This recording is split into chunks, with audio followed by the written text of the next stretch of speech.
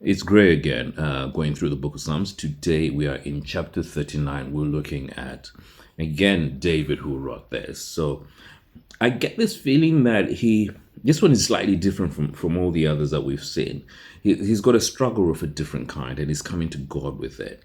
Verse 1, he said, I say to myself, I'll watch what I do and not sin in what I say. I'll hold my tongue when the ungodly are around me.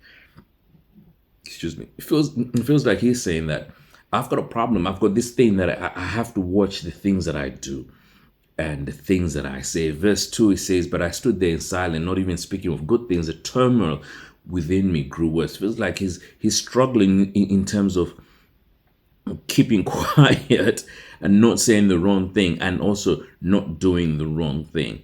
You and I, if we are honest, we do this. We go through this struggle of trying to do right all the time. I mean, you wake up every day and you always want to do right. And there's just so much temptation out there to try and pull you down the wrong path. We give thanks. We're grateful for the sacrifice of Jesus on the cross that allows us to come to the throne time and time again. But this is what David struggled with. So he cries out to God. Verse 4, it says, Lord, remind me how how brief my time on earth will be. Remind me that my days are numbered, how fleeting my life is. He's saying that I've got this struggle, but Father God, I want you to remind me that I've only got a short time to live on the earth. So within that short time, I need to focus on doing what's right for you. And that's what we need to do. Also need to turn around and look and remember that while our life here on earth is short, death after death, that's eternity. There's no end to that. So that's a longer life. So in this life, let's spend our time building the life that we will live in eternity. And that's what David's saying, because he says this and then goes in verse 6, compares to basically what I was saying. He says, we heap up wealth not knowing who will spend it. That's what we spend our time doing.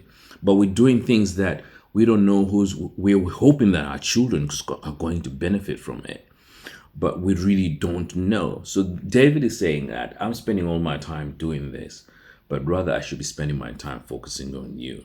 I says, well, but it's crazy. I've got all these things that I'm struggling with, and that you and I are in the same boat, if we are being honest. So much that we're struggling with. So what do I do? So what do we do? David here in verse 7 turns to God and says, so Lord, where do I put my hope? My only hope is in you. That's where he starts.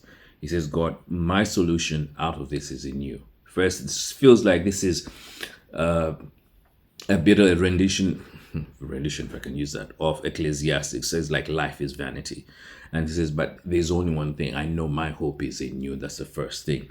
Second thing he asks is in verse 8. He says, rescue me from my rebellion and don't let fools mock me.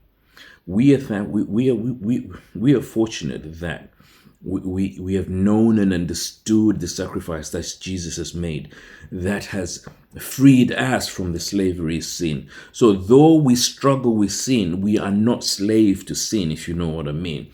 And that's what we should continue to be grateful for, because he has rescued us. And number 3, the other thing that David asks of this, and I love this, in verse 9, it says, I'm silent before you. I won't say a word, for my punishment is from you. So the times that he does wrong, God punishes him. We saw this in the previous chapter, but he says, please stop striking me. In other words, he's telling God, can you please go easy on me when I do wrong? And I understand that. I feel it. I can relate to David. Father God, go easy on us. But we are grateful for the discipline, because that's what keeps us on the right path. So David's conclusion, and his conclusion to all of this, is to pray to God.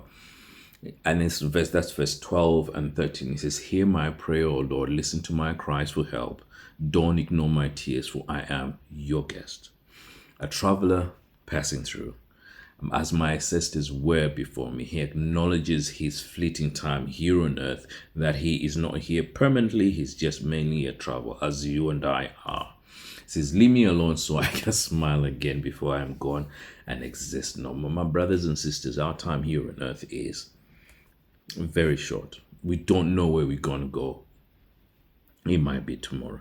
Let's not be like those who think that life here on earth is going to continue forever. We have to appreciate and understand that at some point we are going to die.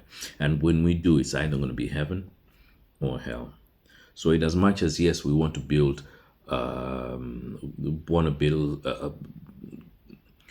inheritance for our children, we also have to realize that there will be life after death that we need to prepare for. God bless you.